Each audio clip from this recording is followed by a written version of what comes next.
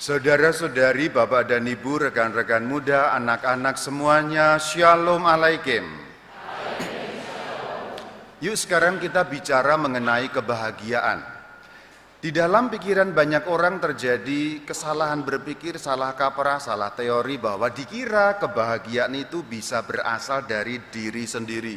Bahagia tergantung pada diri sendiri. Enggak, salah, keliru besar. Mau teori apapun yang dipakai, mau psikologi, mau neurologi, apa saja, keliru. Sebab kebahagiaan hidup manusia tak pernah berasal dari dalam dirinya sendiri. Kalau itu namanya kebahagiaan. Kalau senang, gembira mungkin dari diri sendiri. Kamu makan karedok, senang, ya. Kamu bisa jalan-jalan di situ bulat, senang, apa? Senang bisa. Tapi kalau kebahagiaan tidak pernah.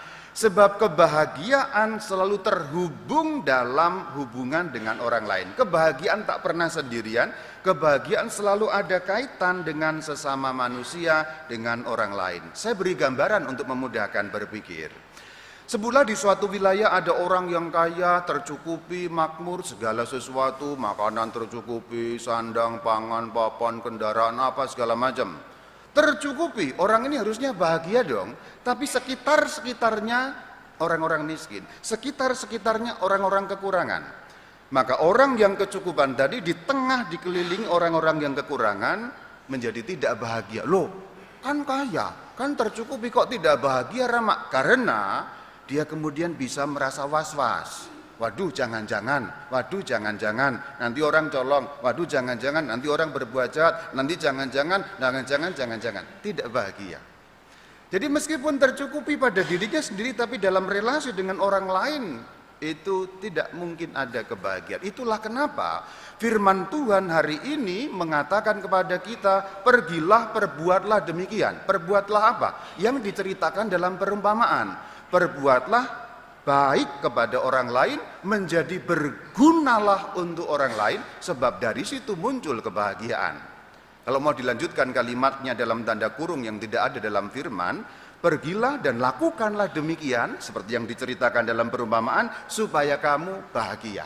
Berbuat baik, berguna bagi sesama, itu jalan kebahagiaan. Kalau kamu pengen menjadi bahagia dalam hidupmu, jalan kebahagiaan adalah berbuat baik, menjadi berguna bagi sesama. Sebab berbuat baik, menjadi berguna bagi sesama, punya 3 khasiat yang terjadi langsung otomatis. Berbuat baik, berguna bagi sesama, punya 3 khasiat yang terjadi langsung dan otomatis. Yang pertama, khasiat namanya sosial. Sosial itu hubungan dengan sesama.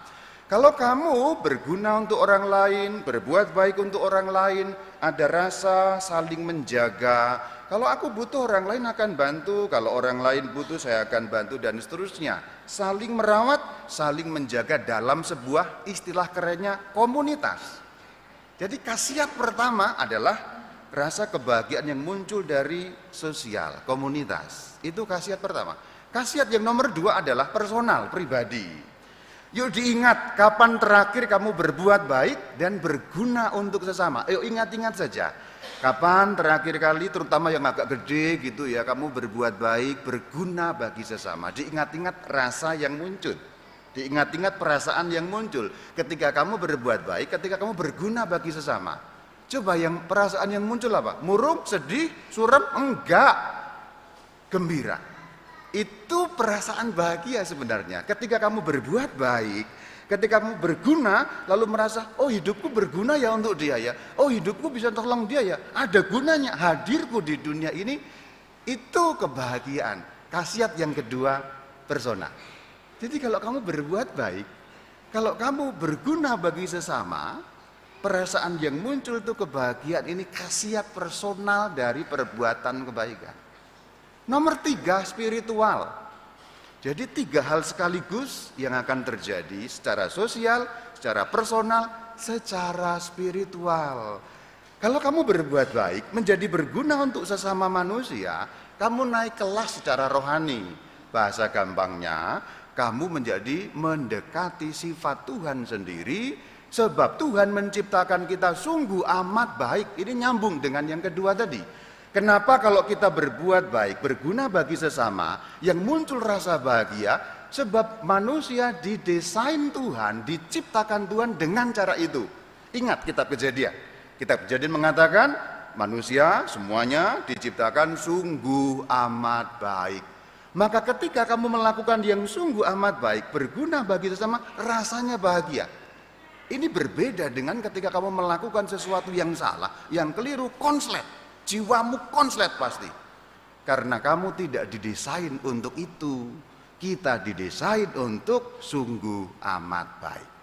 Maka berbuat baik, berguna bagi sesama, secara spiritual membuat kita meningkat lebih tinggi, bahasa simpelnya menjadi satu frekuensi dengan Tuhan. Kita mendekati karakter ilahi. Kalau kita berguna bagi sesama, berbuat baik untuk orang lain, kita mendekati sifat-sifat Tuhan sendiri. Dan secara spiritual, kamu naik kelas. Maka firman Tuhan hari ini semoga bergema, pergilah, lakukanlah demikian yang diceritakan tadi.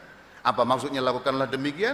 Berbuat baik, berguna bagi sesama, sebab itu secara sosial membahagiakan, rasa komunitas ikatannya, secara personal membuat hatimu bahagia, sebab kita didesain, diciptakan untuk sungguh amat baik.